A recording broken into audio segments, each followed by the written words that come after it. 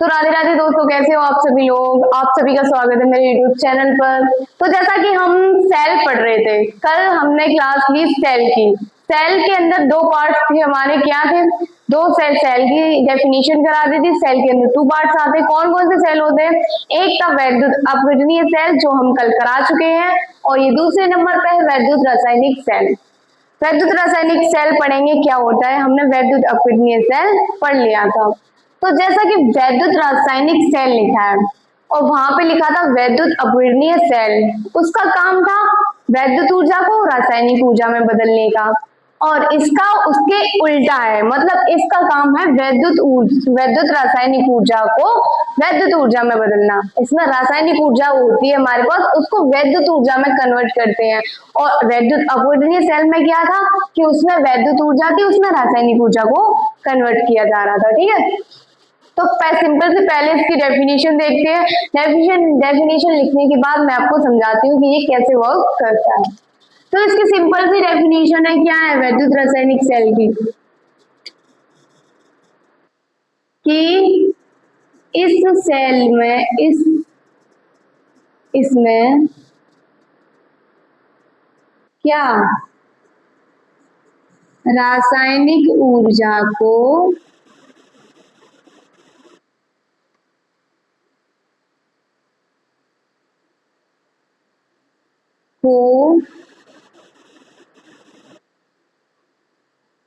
वैद्युत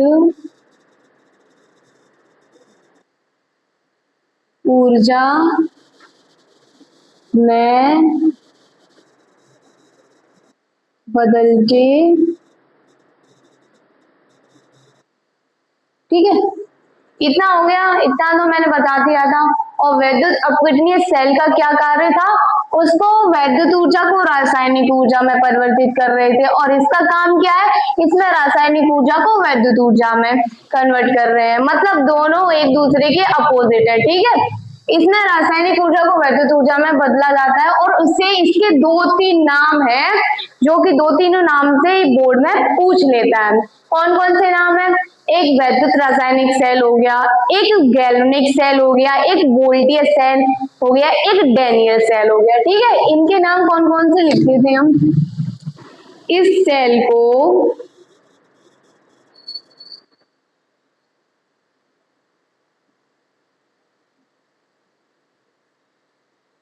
Daniel cell,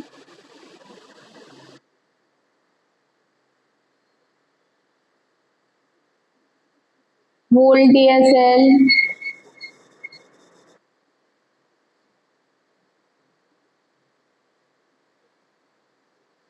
और galvanic.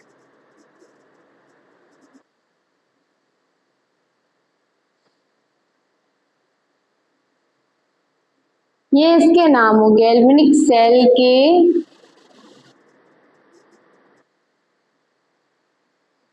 नाम से भी जाना जाता है। ठीक है,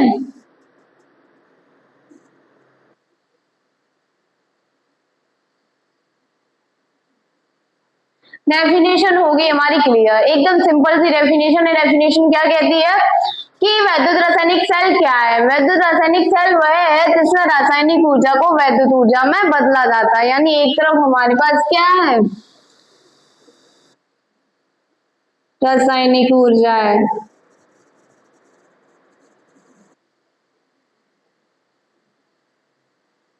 उसको किस में चेंज किया जाता है?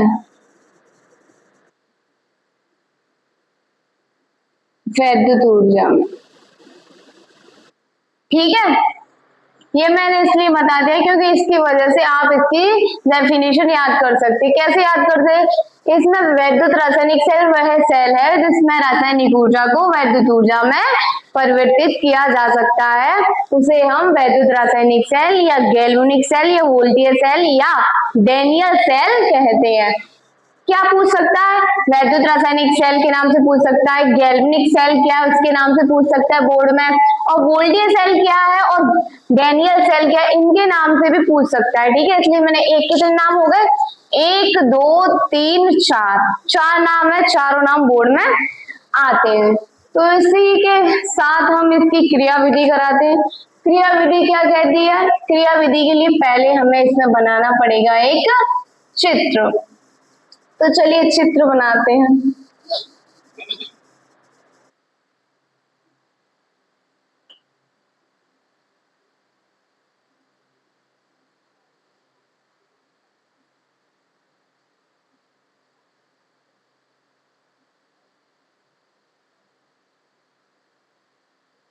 क्रिया विधि,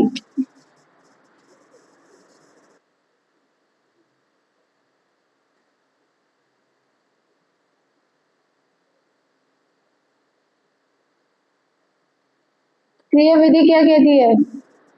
पहले तो हम इसका चित्र बनाएंगे, चित्र की सहायता से हम क्या लिखते हैं? डेफिनेशन। तो चित्र बनाने के लिए सबसे पहले यहाँ पे दो बॉल लिए जाते हैं। ठीक है,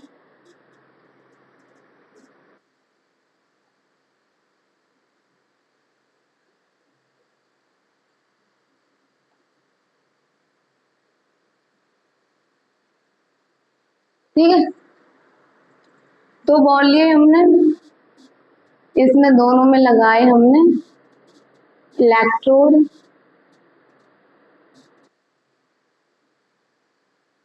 साइड से लगाएंगे इलेक्ट्रोड,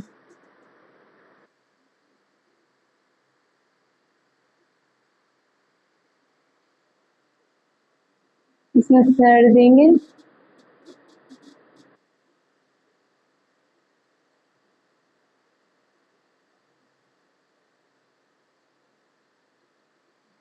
ठीक है,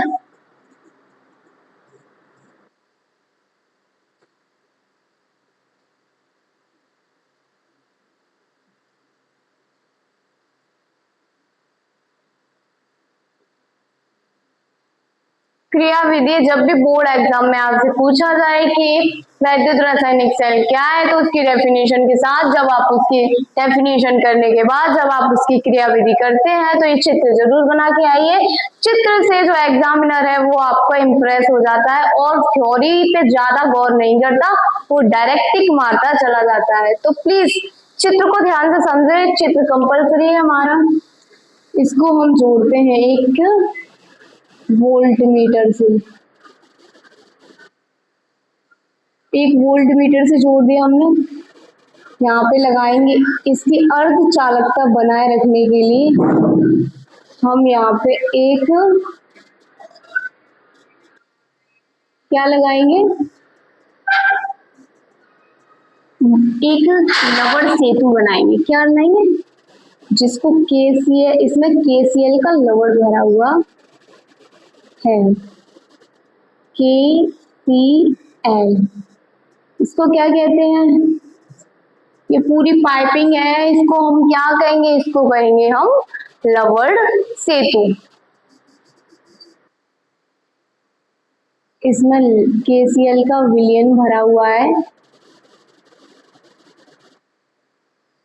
ठीक है, केसीएल का विलयन भरा हुआ है। टेढ़ा हो गया क्या?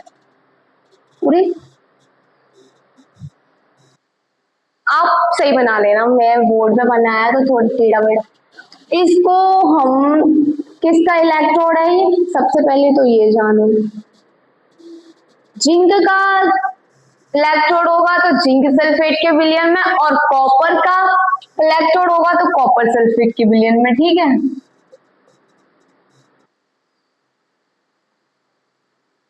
तो यहाँ पे मैं नाम लिख दे रही हूँ, ये किसका? कॉपर का। ठीक है, ये किसका? जिंक का। ये किसका विलयन है? कॉपर सल्फेट का। ये किसका है? जिंक सल्फेट का। ठीक है, और इसको क्या कहते हैं? लवण सेतु। इसको क्या कहते हैं? Volt meter. जब भी वोल्ट मीटर लगेगा तो इलेक्ट्रॉन इधर से इधर को जाने लगेंगे, ठीक है। अब इलेक्ट्रॉन है हमारे, ठीक है, और इसमें धारा प्रवाहित होने लगेगी।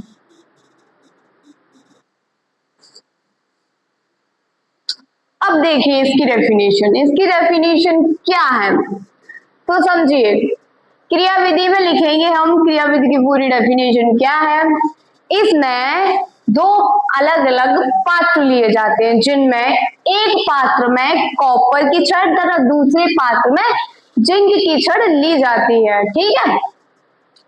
अब इन दोनों कॉपर की छड़ को कॉपर सल्फेट के विलयन में, जिंक की छड़ को जिंक सल्फेट के विलयन में डुबोया जाता है, ठीक है। इतना क्लियर हो गया।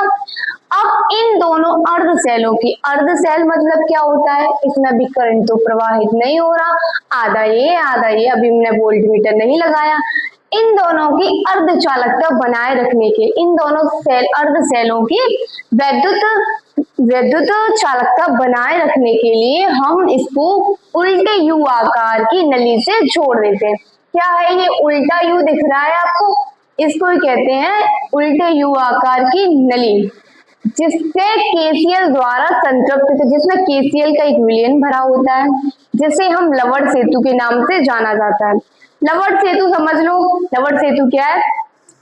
ओ जब भी टिकटा करेक्ट आते हैं बोर्ड पेपर में, तो लवण सेतु पूछता है, लवण सेतु को किससे संतृप्त कराया जाता है, तो आपको डायरेक्ट से लिखना है लवण सेतु। जब ऑप्शन में केसीएल दिखाई दे, आपको वहीं पे टिक कर, यहाँ से एक ऑप्शन, जो टिक ऑप्शन आते हैं, एक ऑप्शन यहाँ से मिलता जुलता है, ठीक है। आता ही आता है बोर्ड में, ध्यान रखना कि लवण सेतु को केसीएल द्वारा संतृप्त कराया जाता है, ठीक है। इतना क्लियर हो गया। अब इन दोनों सेलों में करंट प्रवाहित करने के लिए हम इन दोनों सेलों के सिरों को एक वोल्ट मीटर की सहायता से जोड़ देते हैं, जिससे दोनों इलेक्ट्रोडों में इलेक्ट्रॉन प्रवाहित होने लगते हैं और धारा बहने लगती है, जिससे निम्न अभिक्रिया होती है। इसमें एक अभिक्रिया हो गई जिसको हम जानेंगे, ठीक है।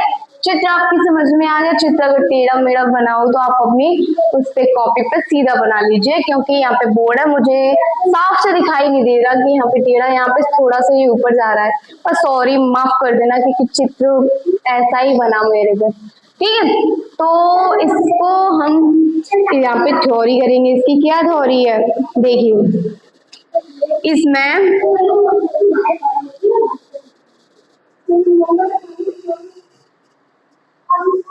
क्या, इसमें धातु के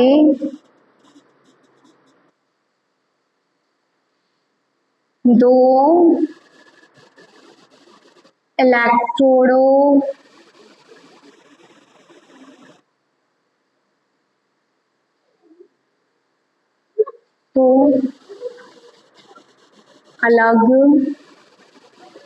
को अलग अलग पात्र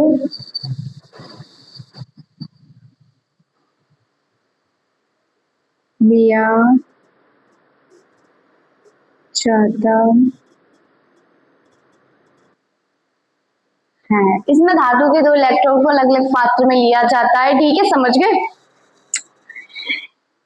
एक छड़ कॉपर की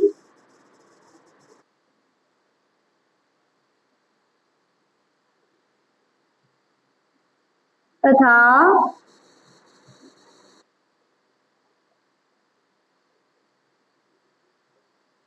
दूसरी छड़ किसकी ली जाती है, जिंक की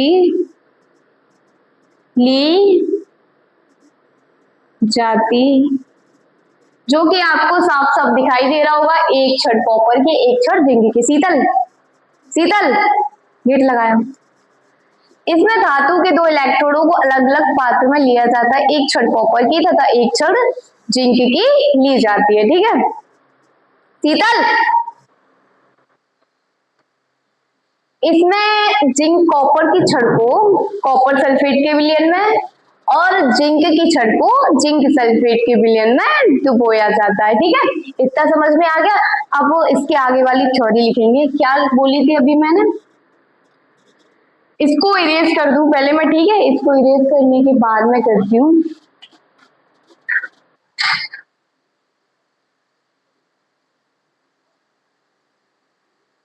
इतना तो समझ में आ गया, क्योंकि चित्र मैं इसलिए इरेज नहीं कर रही क्योंकि चित्र की सहायता से मैं आपको थ्योरी समझा रही हूँ, ठीक है। एक छड़ कॉपर की, एक छड़ जिंक की ले ली हमने, तो यहाँ पे फिर लिखेंगे कॉपर की छड़ को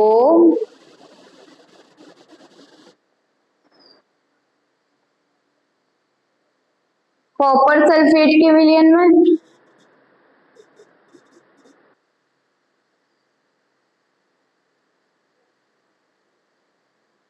ठीक है, तथा जिंक की छड़ को किस किस विलयन में, जिंक की छड़ होगी तो जिंक सल्फेट के विलयन में क्या किया जाता है, डुबोया जाता है।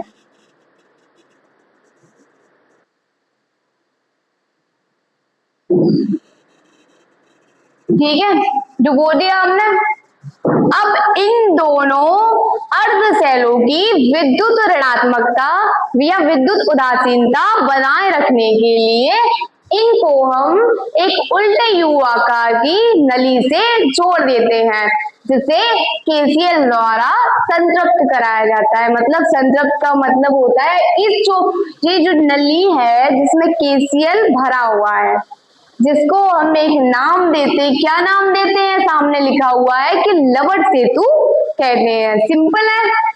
तो कॉपर की छड़ को कॉपर सल्फेट के विलयन में डुबो दिया तथा जिंक की छड़ को जिंक सल्फेट के विलयन में डुबो दिया।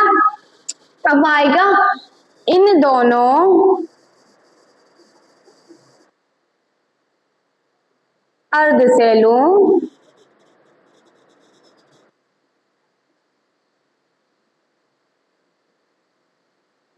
की विद्युत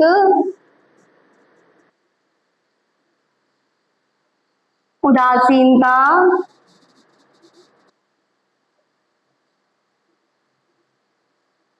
बनाए रखने के लिए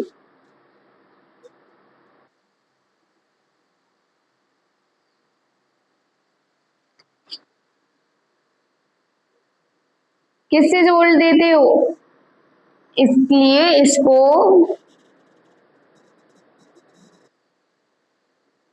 उल्टे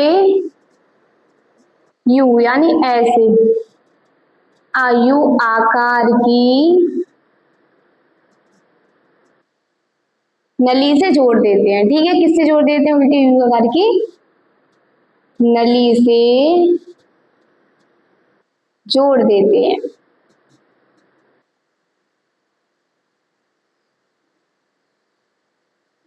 ठीक है, इतना तो समझ में आ गया। एकदम इजी डेफिनेशन थी। क्या थी? कॉपर की छड़ को कॉपर सल्फेट के विलयन में डुबो दिया, जिंक की छड़ को जिंक सल्फेट के विलयन में डुबो दिया। ठीक है, डुबोने के बाद क्या है? इन दोनों सीलों की अर्ध विद्युत उदासीनता यानी वैद्युत दोनों में करंट प्रवाहित करने के लिए हम इसको एक उल्टे यू आकार की नली से जोड़ देते हैं। जब उल्टे यू आकार की नली से जुड़ जाएगा और जब इसमें एक वोल्ट मीटर लगाया जाएगा तो अपने आप इलेक्ट्रॉन इसमें इधर से उधर गति करने लगेंगे, जिससे धारा हमारी एक दूसरे में जा सकेगी। ठीक है, जोड़ देते हैं। इतना इरेज कर दूं मैं, इतना तो समझ में आ गया होगा। अब इससे आगे की डेफिनेशन कराती हूँ।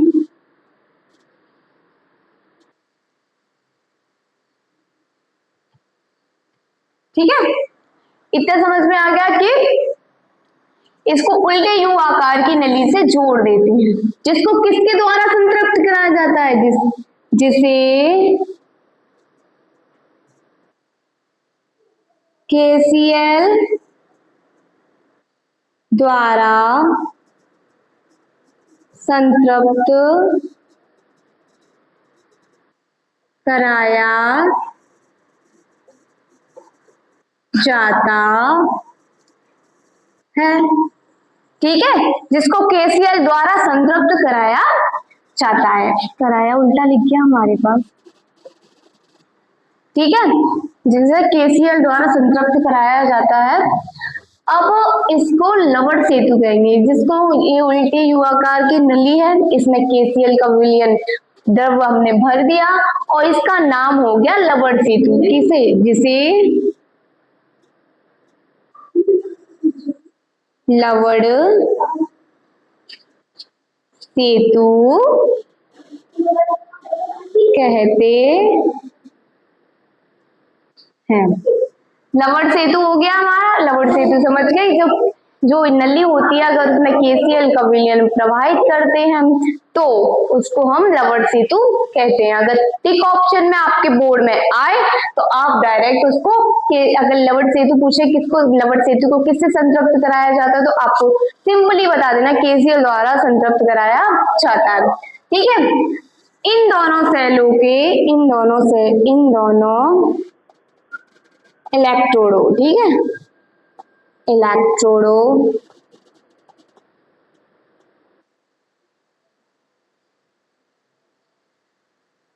को हम एक वोल्टमीटर, क्या? वोल्टमीटर से क्या कर देते हैं? जोड़ देते हैं।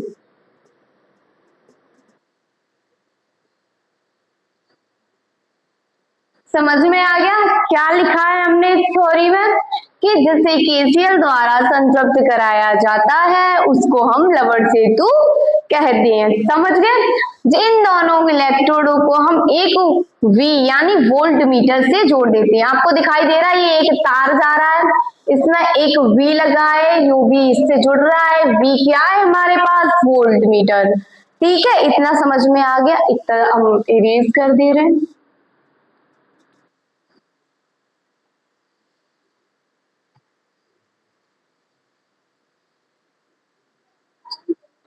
ठीक है, इतना हमने इरेज कर दिया। इसके बाद हम क्या कराएंगे? वोल्ट मीटर से जोड़ दिया हमने, जिससे वोल्ट मीटर जुड़ने के बाद क्या होगा? जिससे दोनों इलेक्ट्रोडों में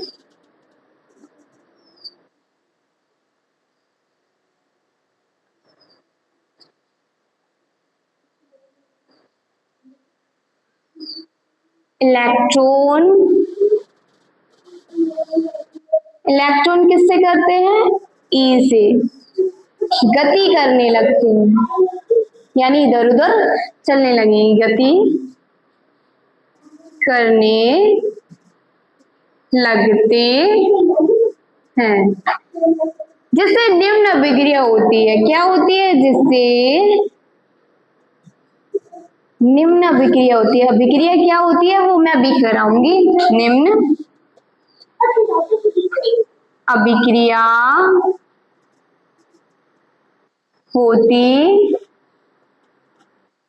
है। सिंपल सी डेफिनेशन होगी हमारी, जिससे दोनों इलेक्ट्रॉनों में इलेक्ट्रॉन गति, जिससे दोनों इलेक्ट्रोडों में इलेक्ट्रॉन गति करने लगते हैं, जिससे एक निम्न अभिक्रियाएं होती हैं। अभिक्रियाएं, दो अभिक्रिया होंगी, एक एनोड पर होगी, एक कैथोड पर होगी। एनोड हो गया क्योंकि यहाँ से धारा जा रही है, यहाँ से धारा निकल रही है। कैथोड हो गया माइनस। अब आपको ये भी बता दूं मैं कि एनोड पर होता है ऑक्सीकरण और कैथोड पर होता है अपचयन। ठीक है, अब इसको हम इरेज कर देंगे। इतना तो समझ में आ गया। इसके बाद